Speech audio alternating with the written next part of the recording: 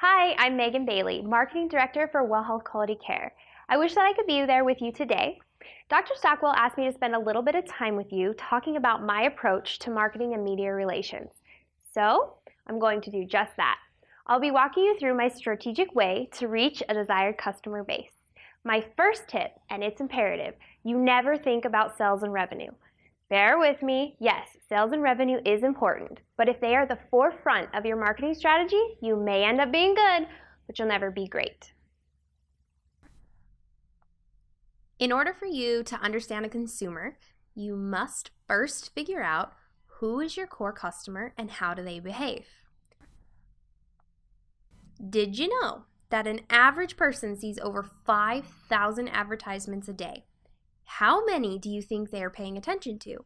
Who are they paying attention to? And why are some brands more successful than others? For all of these questions, CEOs, operation managers, and even salespeople run to their marketing team to try to find out how do we get through the masses. The answer is simple. It's called human connection. It's why sports are so popular. No matter if you're playing or cheering in the stands, you're just as important to the team. So, without trying to boil the ocean, how can you connect to your customer base? You have to connect with your audience if you want to succeed. That's been proven. But connection with your audience can sometimes start by just looking at yourself. Are you a fan of getting junk mail? Yeah, neither's the next guy. How about pop-up ads? How fast do you leave that website? Yep, the other guy's doing that too. And if your target audience isn't within your realm or generation, you need to find and foster a well-rounded team so they can help you answer the questions and break down the connection. Let's break down some of the connection with some key marketing stats. Let's talk about some of the good. Over 70% of adults have a smartphone. Local searches lead 50% of mobile visitors to a company's brick and mortar store within 24 hours. Visually appealing content is 40 times more likely to get shared, meaning if you have a great photo or a good video, you're more likely to get shared than someone who just writes text. Because most people don't want to read things, they want to visually take it in, and then if it's of interest to them, they move forward with learning more. Some of the bad, though, companies are reporting that their top marketing challenge is generating traffics and leads, which leads me back to boiling the ocean. Too many companies try to do too much and get out of their core competency. A lot of marketers have reported that they've fallen victim to the bandwagon effect. You know, if it worked for Joe, it's going to work for Sue, but that's not always the case. Now let's get to the ugly. A world-renowned, very prestigious advertising survey comes out and tells us that the online ads Americans are most likely to ignore, online banner ads at 72%, social media ads at 62%, and search engines at 59%, which boggles the minds of the CEOs and the operations managers and everyone who comes running to you because isn't that supposed to work? Well, yes, it can work, but you have to work on human connection. What I mean by the human connection is that in order to truly connect with your customers, you have to push the more mentality away.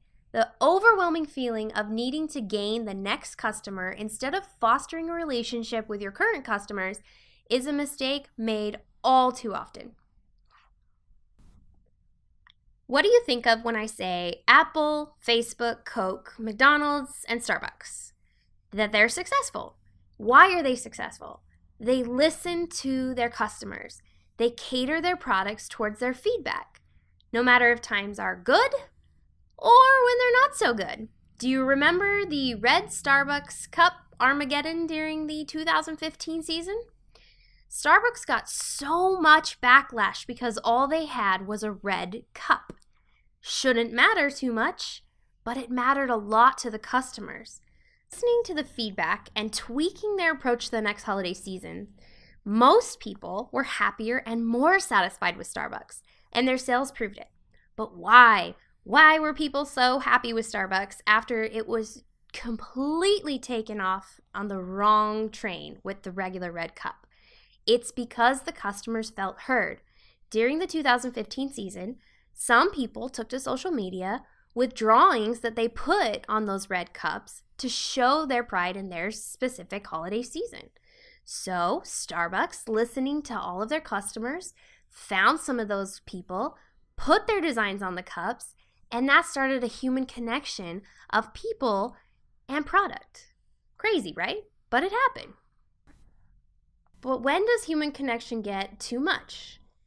I don't want you to go out and call every single person.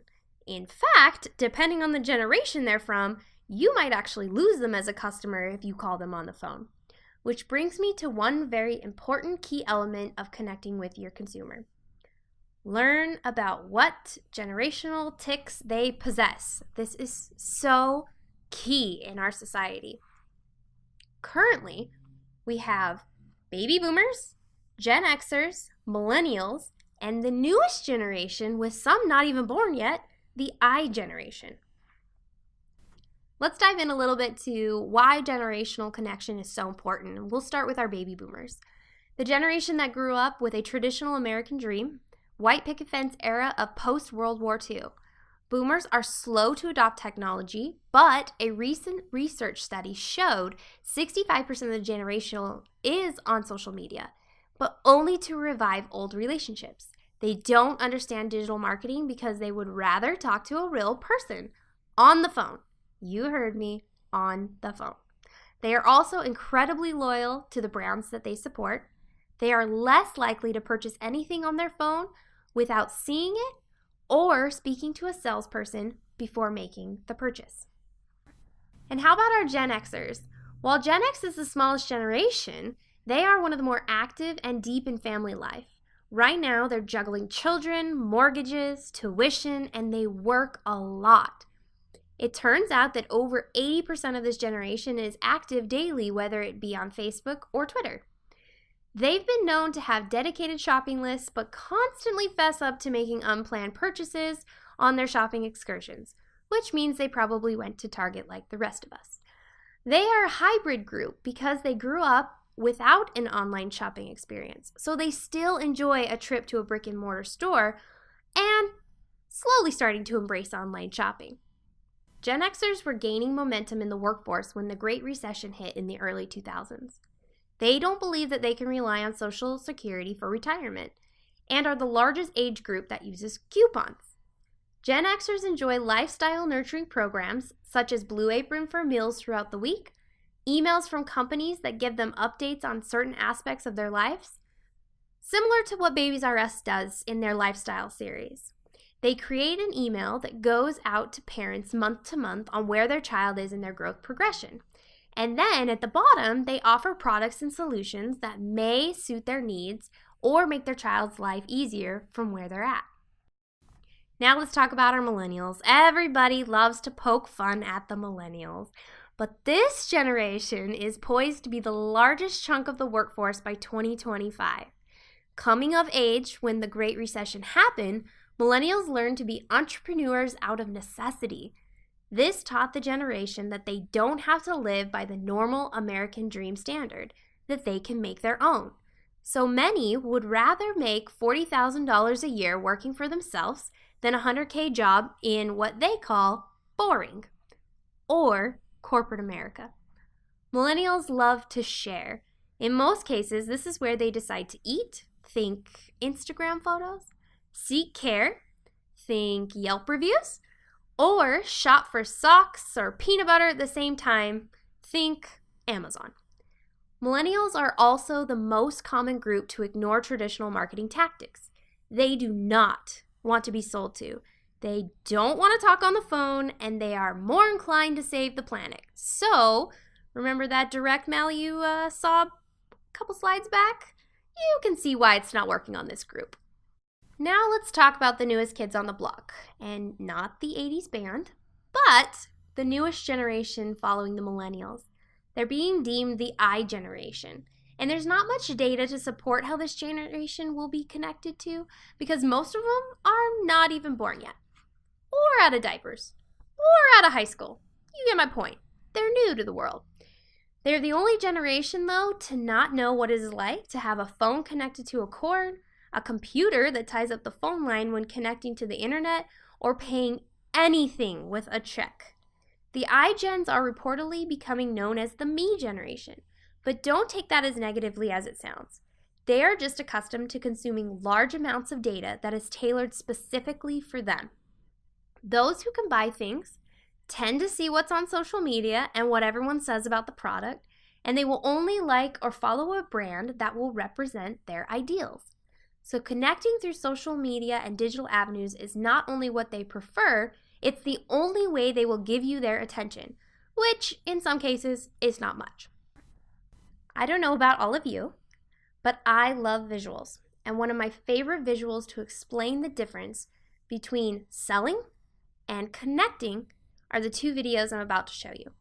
Take note of the vast differences and see which product you would be more likely to purchase.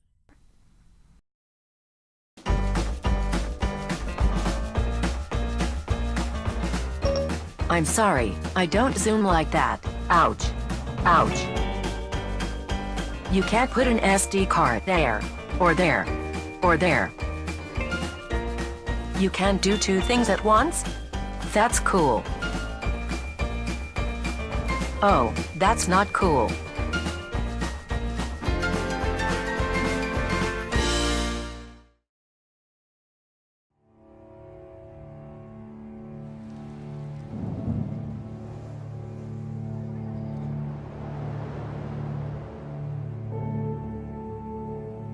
We don't read and write poetry because it's cute. We read and write poetry because we are members of the human race, and the human race is filled with passion. Medicine, law, business, engineering, these are noble pursuits and necessary to sustain life. But poetry, beauty, romance, love, these are what we stay alive for.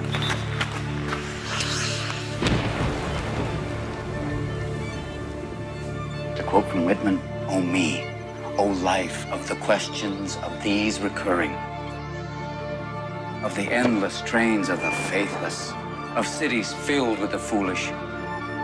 What good amid these, O me, O life? Answer that you are here, that life exists, and identity. That the powerful play goes on and you may contribute a verse. That the powerful play goes on and you may contribute a verse.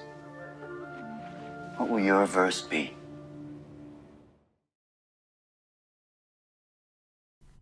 All right, do you see why I love those two videos? And do you understand why I showed them to you? Both companies have a great product. That's been proven. But one company went a step above and connected with customers on an emotional level, which led you to feel like they understood your dreams of travel, saving the planet, being with friends, having adventures, and more. While the other company decided to try and connect on a funnier level by showcasing not necessarily faults in a competitor's product, but their superiority. So what company do you think had more sales? Shocking, right? Yeah, not so much. So why did I show you all of that? It's because my marketing team and I believe that using the human connection as a part of our marketing plan, we've been able to create multiple touch points for all generations, including our baby boomers who want to talk to our live patient representatives, our mobile app for our millennials and Gen Xers who want to schedule and do research, and we've gone even as far as putting content from local doctors directly into a patient magazine that, you guessed it, is both digital and print. So while I think less is more, I'm going to leave you with this. As you look into the company you own or work for, think about ways that you can connect to your customer base. Find out what's working and hit the gas, because trust and confidence stems from transparency and compassion. Thank you so much for allowing me to virtually join you today. If you have any questions, you can email me and I will be happy to answer them when I get back.